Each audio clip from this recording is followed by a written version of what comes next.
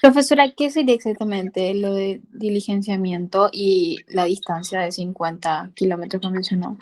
Diligenciar significa realizar una prueba en el periodo ordinario. La etapa de pruebas implican tres etapas. Una es el ofrecimiento de pruebas, luego es la admisión por el juez y luego el diligenciamiento de las pruebas. O sea que vos tenés las ofrecidas, las admitidas por el juez y entonces tenés que hacerlas efectivas, diligenciar esas pruebas. Eso es el diligenciamiento. Y nosotros, supongamos que tengamos que hacer una audiencia testifical de Ciudad del Este, en Ciudad del Este, ¿verdad? Que vive el testigo. Entonces, por cada 50 kilómetros se puede pedir un día de extensión del plazo. Supongamos que,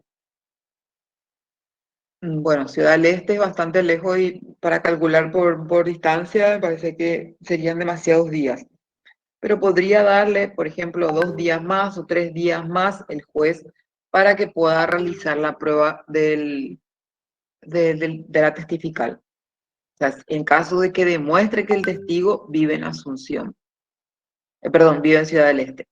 O hacer lo que habíamos hablado la vez pasada en la otra clase, que también en caso de que el testigo viva en Ciudad del Este, entonces delegar, digamos, la competencia y comisionar a un juez de Ciudad del Este para que pueda tomar la declaración testifical. Pero puede también llevar sus días.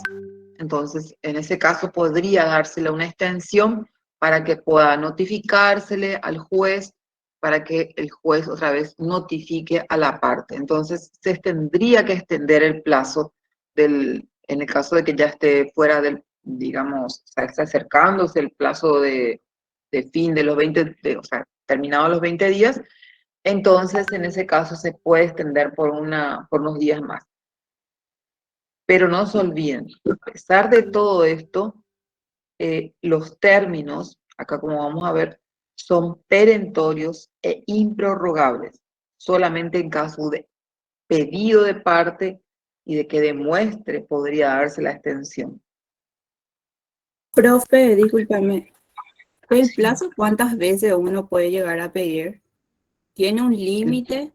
Ya que se le dio los 20 días, en los 20 días no pudo presentar todo ese diligenciamiento, después se le dio otra vez los 10 días, en esos 10 días no pudo otra vez, se le vuelve a dar cuántas oportunidades uno.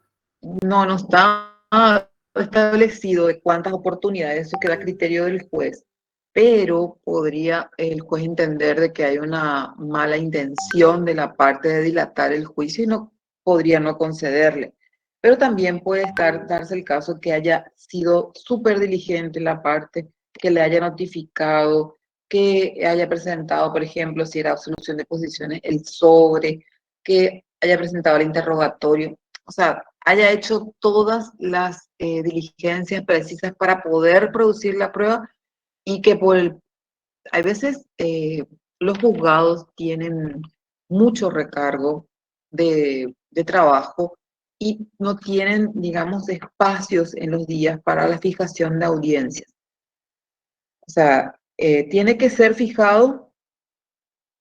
Bueno, después vamos a entrar a eso, pero o sea, tiene que ser fijado para que dentro de esos 20 días las audiencias sean diligenciadas. Y hay veces, por la cantidad de recargo de trabajo, no se puede fijar dentro de esos 20 días y se fija, por ejemplo, para el 22, 23 días. Entonces ya está fuera del plazo. Y la parte puede pedir el cierre. Es una trampita que puede hacer la parte, entonces puede, y ahí es como que el juez ve, sí, no es culpa de la parte, es culpa del juzgado por el recargo de trabajo que tiene, que tampoco es culpa del juzgado ahora, pero eh, se tramitan demasiados expedientes en un juzgado, entonces la carga le supera, o sea que la cantidad o sea que tienen pocos operadores, el juez debe estar en las audiencias y también las audiencias deben ser, no deben superponerse, o sea que debe fijarse. Sí tiene 2 secretarías acá en los juzgados de laboral de capital, pero puede ser, en una secretaría puede diligenciarse una prueba de un juicio y en la otra secretaría, por supuesto, se puede diligenciar otra prueba de otro juicio. El juez debe estar en ambas pruebas, el principio de inmediación, pero igual no da abasto. Se llenan, digamos, de audiencias todos los días. Entonces esto hace que el juez se dé cuenta de que muchas veces por culpa del juzgado no se puede diligenciar la prueba. Entonces en ese caso sí concede. Bueno, nos estamos yendo a Breve nomás. Dijiste primero ofrecimiento de pruebas, admisión de pruebas y el tercero ya era el diligenciamiento. el diligenciamiento. O sea, 3 etapas tienen las pruebas. Ok, Pero ok, no se ya. preocupen, vamos a entrar bien a detallar eso porque es parte importante del proceso.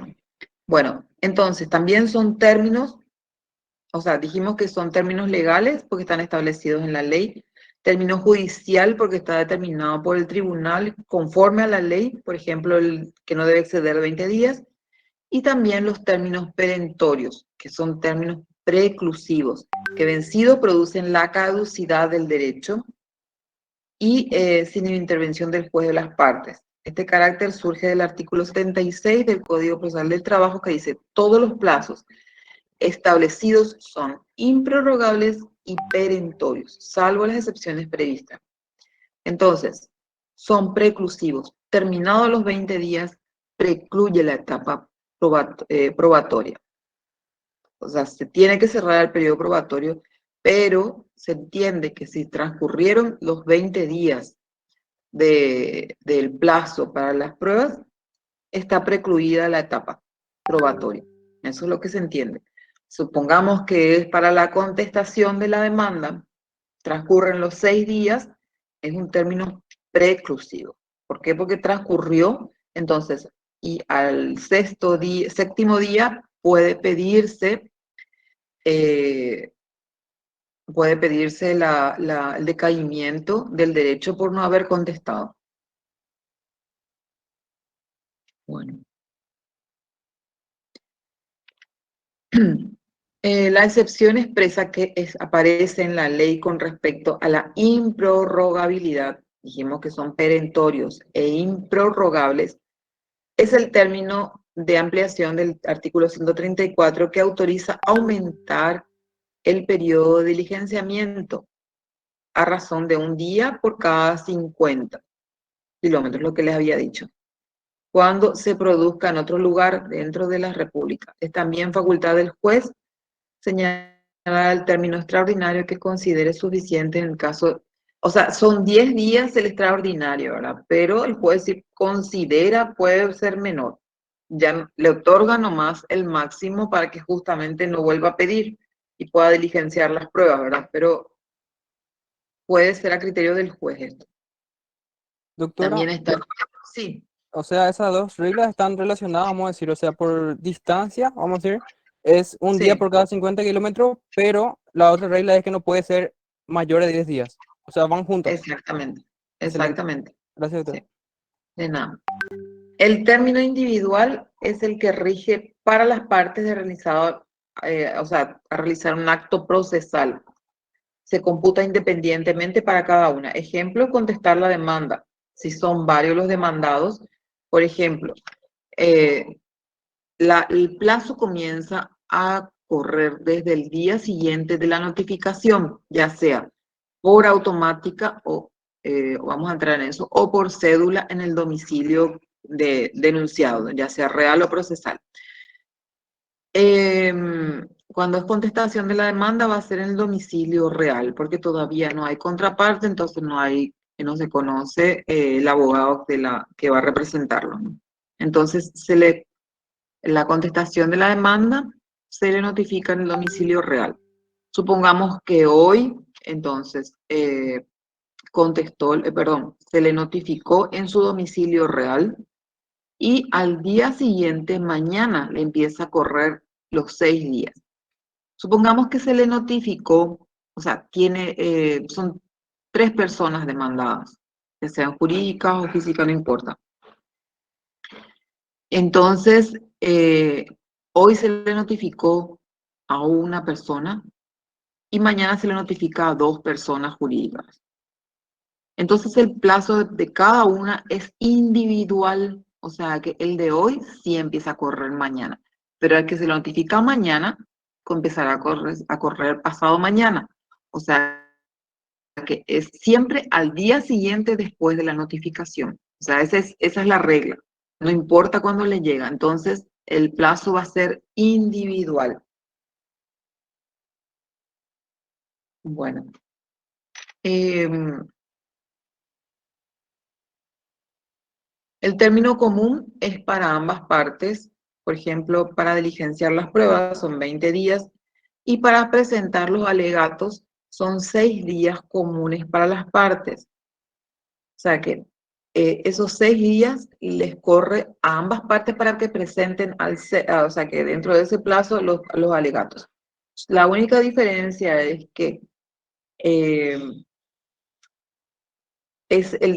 cuando comienza, digamos, a correr el plazo, le da oportunidad a la parte actora, primero siempre la parte actora, a que pueda retirar el expediente.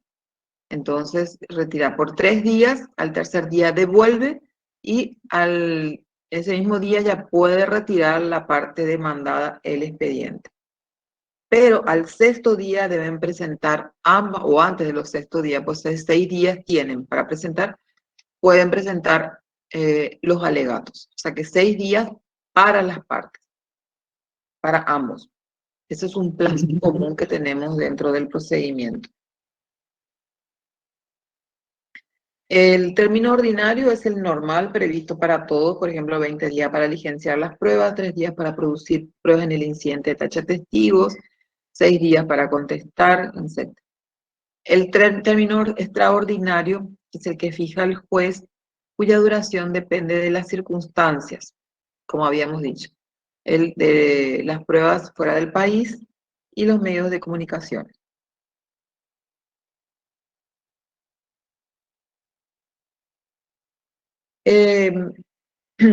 La forma de computarse. Acá vamos a ver eso. Y esto es importante porque es a partir de la notificación. O sea que les va a quedar bien claro eso. Es importante considerar el comienzo, el transcurso y la expiración de los términos. Los plazos correrán desde el día siguiente del emplazamiento, citación o notificación. Los plazos en horas comenzarán a correr desde la medianoche del día siguiente de la notificación. Entonces, dijimos que teníamos plazos en horas, en días y en años. Días, meses y años. Ahora, meses, perdón, no años. Entonces, nosotros tenemos un plazo, por ejemplo, de 48 horas. Las notificaciones deben realizarse con 48 horas antes de una audiencia. O sea que si yo le quiero notificar al testigo para que venga a declarar, pongamos que el viernes es o sea, la audiencia, está fijada la audiencia para el viernes, entonces tenemos 48 horas antes y se debe contar desde la medianoche, desde cuándo empieza. Entonces, para poder computar y para poder definir si la notificación entró o está fuera de las 48 horas, porque debe estar fuera de las 48 horas para que sea válida.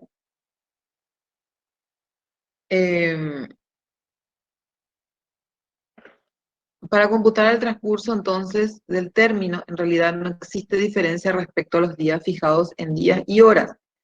La expresión desde la medianoche del día de la notificación es igual que el día siguiente de la notificación. O sea, si me dicen cuándo empieza a correrme el plazo para la contestación o para una apelación, por ejemplo, y hoy se me notifica la sentencia definitiva, mañana me empieza a correr el plazo para interponer el recurso de apelación. O si hoy me notifican de la demanda, mañana me empieza a correr el plazo para que yo pueda contestar, o sea, 6 días para que yo pueda contestar la demanda. También se entiende que ese plazo puede computarse desde la medianoche. Y claro, porque a las medianoche empieza 12 y un minuto, ya comienza el día siguiente. O sea, es lo mismo, ¿verdad?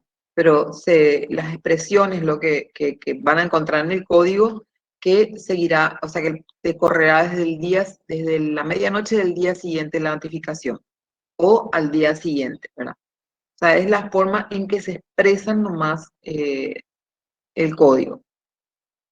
Entonces no se confundan. Si dice desde la medianoche, es la misma cosa que al día siguiente. Desde luego se excluyen los días inhábiles, dice. O sea, por supuesto, deben ser días que el juzgado esté activo, ¿verdad? O sea, que pueda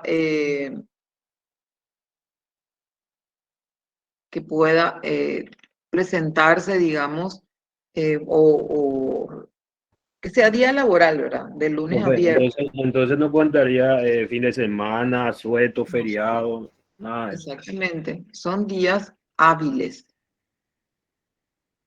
Se excluyen los días inhábiles. Profe, ¿se Bueno, puede decir que dentro de lo procesal siempre los días son hábiles, los plazos? ¿cómo se puede decir? Van a ser días hábiles Porque, porque sí. sí, porque me parece que hay, o sea, hay plazos que se computan en días corridos, ¿verdad? Días calendarios. Sí, sí. ¿Se acuerdan la prescripción de las acciones? ¿Se Ah, acuerdan las indemnizaciones, el plazo que dieron en laboral de 60 días? ¿O no se claro, o sea, acuerdan? eso atañe más a lo que tiene que ver con prescripciones, no tanto Exactamente. ya, porque eso es lo que se me mezclaban esos dos. Claro, Esas- porque ese es un plazo, digamos, para presentar la demanda y que se refiere a las dos indemnizaciones de preaviso de indemnización por despido injustificado que tienen 60 días para, desde la fecha de despido, ¿verdad? Hasta la presentación de la demanda para que no se produzca la prescripción. Ese es un plazo que se usa mucho en la excepción de prescripción. Vamos a usar ese plazo también, ¿verdad? Entonces, importante también que defina, que tengan presente eso. Bueno, los plazos comunes correrán desde la última, o sea, notifica, para la presentación de alegatos realmente se notifica por automática, no hace falta que se notifique por una cédula. Entonces correrá desde la última notificación. Es posible que los plazos sean contados de fecha en fecha, como en la caducidad de la instancia, por aplicación del artículo 334 del Código Civil. O sea, en ese caso, por ejemplo, serán la caducidad, por ejemplo, en lo laboral es de 90 días, en los civiles de 6 meses, para o sea, que la inactividad, se cuente la inactividad del proceso. Entonces, a partir de la última actuación que se considera que impulsó el proceso hasta el periodo de caducidad, entonces deben pasar por lo menos más de 90 días. Bueno, el plazo incluye el día del vencimiento. O sea, si nosotros tenemos que justamente el día sexto, o sea, vamos a contar el último día. Si se presenta el último día, aunque igual está bien, digamos, o sea, que está dentro del plazo reglamentario. ¿Por qué? Porque es el último día, pues el sexto, digamos. Eso, no hay mucha discusión en ese tema. Si fuera domingo feriado, el cumplimiento tendrá lugar el primer día siguiente que no lo sea, o sea, que el lunes, digamos. O sea, domingo y el lunes siguiente correrá otra vez el plazo. Tenemos, por ejemplo, el plazo de la contestación de la demanda, que es 6 días. Supongamos que se le notificó el jueves. Entonces, el viernes ya empieza a correrle un día.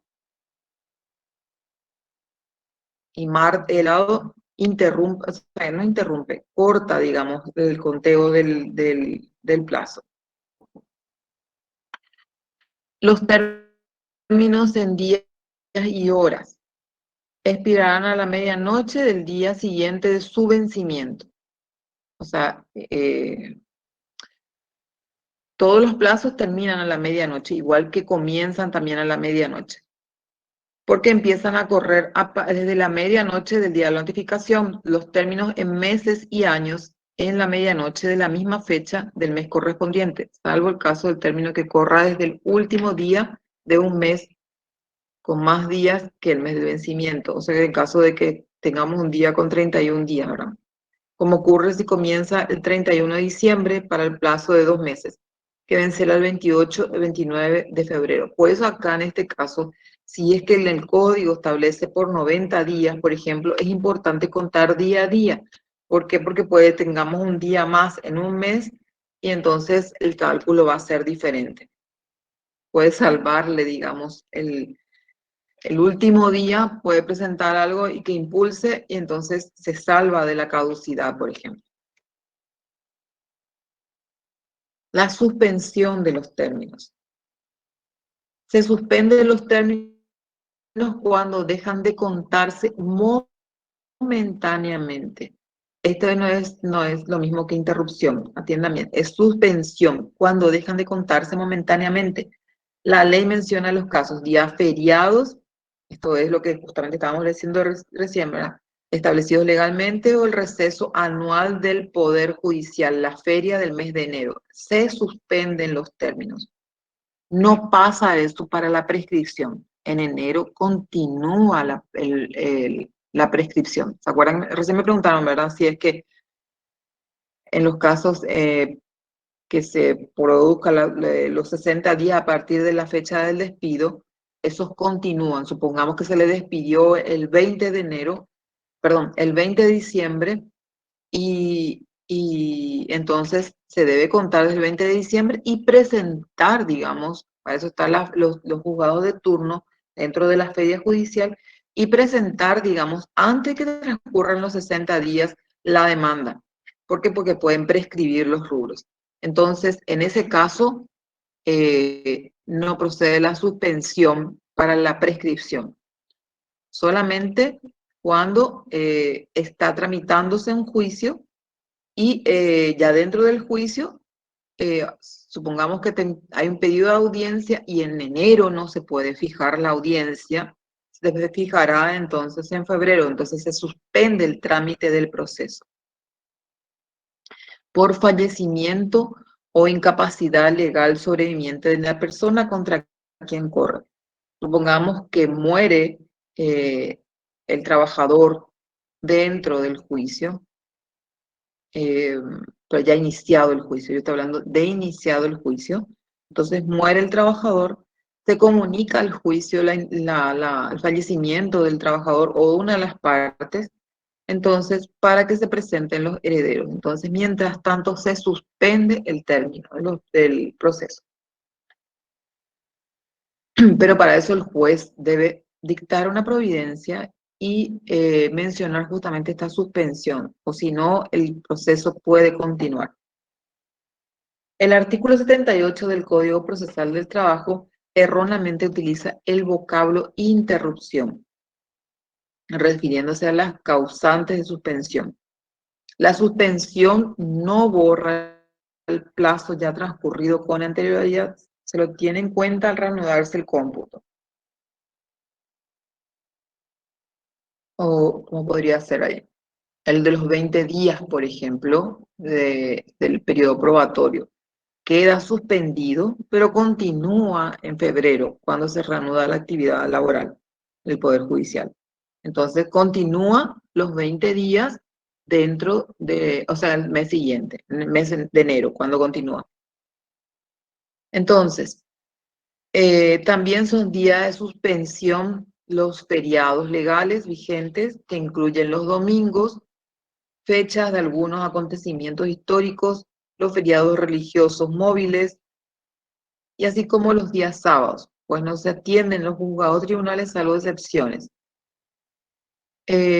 Ahora tenemos la costumbre de que justamente de repente un feriado entre semanas pasa al viernes o al lunes. Entonces dispone la Corte que deben suspenderse los plazos el día, por ejemplo, ahora creo que el 3 de octubre, el 29 de septiembre pasa al feriado al 3 de octubre, que es lunes. Entonces, ese feriado, digamos, deben suspenderse los plazos y eso debe salir, o sea que la Corte debe disponer la suspensión de los plazos procesales.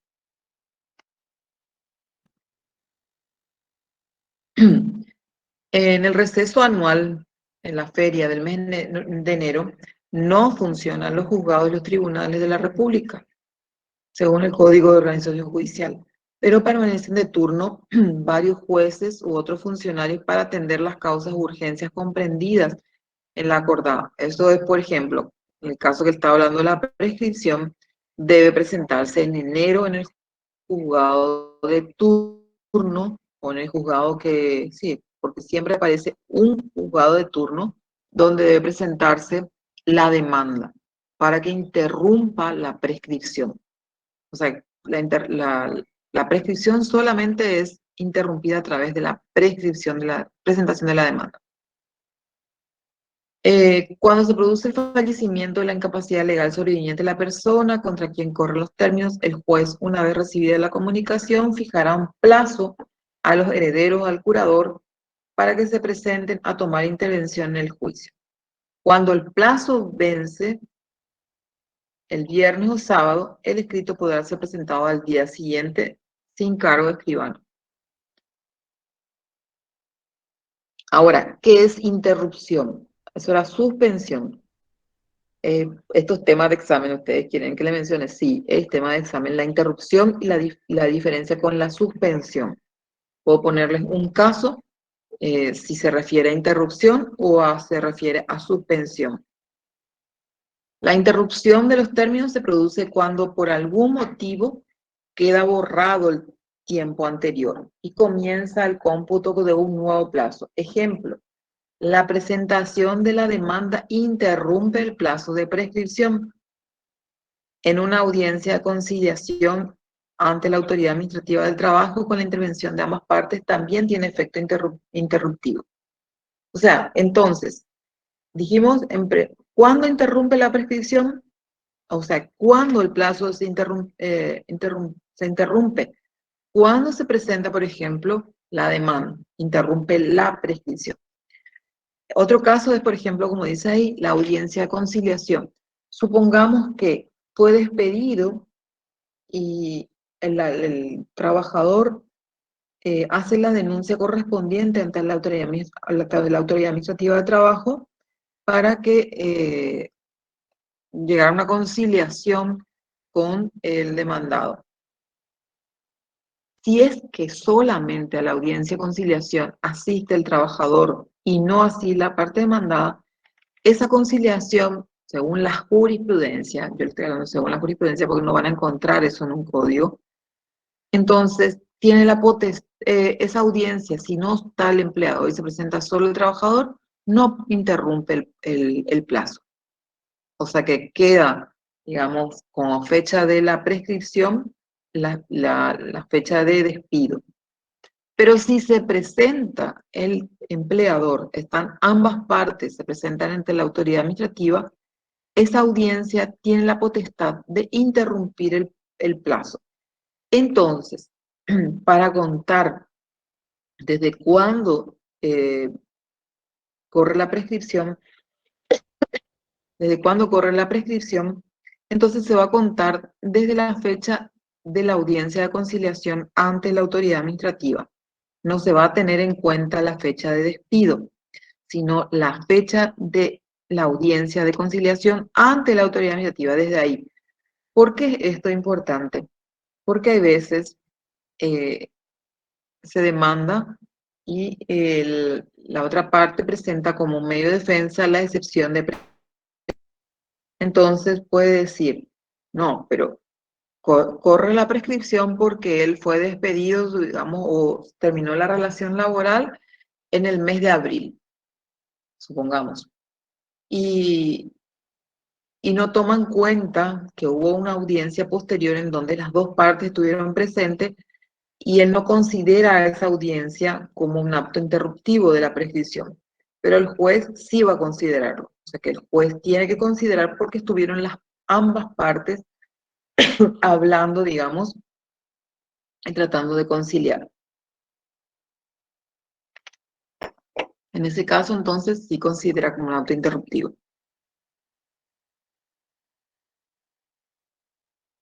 Profe, brevemente, en el tema anterior decía sin cargo de escribano. ¿Qué sería eso? ¿Qué decía? No me acuerdo qué era. En ¿Qué decía? la diapositiva anterior decía sin cargo de escribano y mencionaba lo de un sábado. Ay, porque el cargo que se le pone a la presentación, dice, cuando se produce el fallecimiento en capacidad legal sobreviviente de la persona contra quien corren los términos, el juez, una vez recibida la comunicación, fijará un plazo a los herederos o al curador del mismo insano para que se presenten a tomar intervención en el juicio. Cuando el plazo vence viernes o sábado, el escrito podrá ser presentado al día siguiente hábil, sin cargo de escribano. O sea, se entiende que el cargo de escribano es la presentación que se hace y que él certifica, digamos, una presentación. Pero realmente la presentación tiene que hacerse ante el juzgado y puede ser solamente el día siguiente hábil a al que tenga, el día siguiente, el lunes, por ejemplo. Pero sin cargo de escribano es que el escribano pueda también suscribir una presentación, supongamos, puede recibir una presentación cuando sea un día inhábil y puede considerarse que se presentó en término el instrumento que pretende, o el escrito que se pretende presentar, se puede hacer, digamos, ante un escribano la presentación, pero realmente tiene que ser el día hábil. O sea, es como, por ejemplo, dejar en escribanía eh, algo para que pueda dar valor, digamos, al hecho que se presentó ese día. O sea que, y Claro, el profe, juzgado, ¿entendés? sí, profe, está entendiendo. Sí. Gracias. El juzgado lo que requiere es que se presente en secretaría, eso, y un día hábil. Bueno. El deber del juez es, el juez de trabajo puede impulsar la causa iniciada, como dije, hasta ponerla en estado de sentencia, y el sistema procesal del trabajo es inquisitorio. El juez cumple una misión activa. O sea, en cambio, en el sistema dispositivo civil se deja en manos de los sujetos de la relación procesal el impulso de la instancia. El artículo 79 habla que, transcurridos los plazos, el juez del tribunal de oficio a petición de parte ordenará la prosecución del juicio según su estado.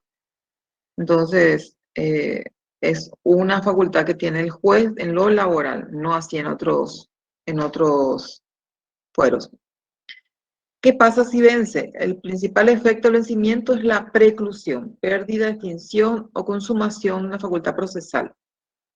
Alsina dice, la inobservancia de los principios legales en materia de plazo puede ocasionar la pérdida del derecho y hasta la extinción del proceso mismo. Cuando deja de presentarse, por ejemplo, la contestación, se pide la parte que está observando, que no se presentó la parte contraria, digamos, pide el decaimiento del derecho por no haber contestado en tiempo y en forma, porque fue notificado, pero no contestó dentro del plazo. Entonces esa parte puede, la parte interesada que precluya su etapa, que tenga por no contestado, entonces puede pedir justamente el decaimiento del derecho. Entonces, la falta de contestación dentro del término ocasiona la pérdida del derecho a contestarlo en adelante y las resoluciones judiciales adquieren el carácter de preclusivas si no se interponen en tiempo el recurso de apelación contra las mismas. Si el apelante no expresa agravio, se produce la deserción del recurso. Y la sentencia queda firme. O sea que si nos presentan recurso contra la sentencia luego de los 3 días de notificada, entonces queda firme la sentencia. Bueno,